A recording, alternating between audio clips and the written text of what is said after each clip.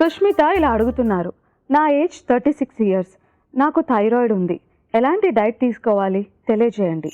Hello Sushmita గారు, hypothyroidism లేదా thyroid hormone అనేది తక్కువగా ఉండటం వలన మనకి ఓవర్ వెయిట్ అవ్వడము, అట్లాగే లెథర్జీ ఆర్ అలసట కాన్స్టెంట్గా ఉండటము, ఇట్లాంటి సిమ్టమ్స్ కనిపిస్తూ ఉంటాయి.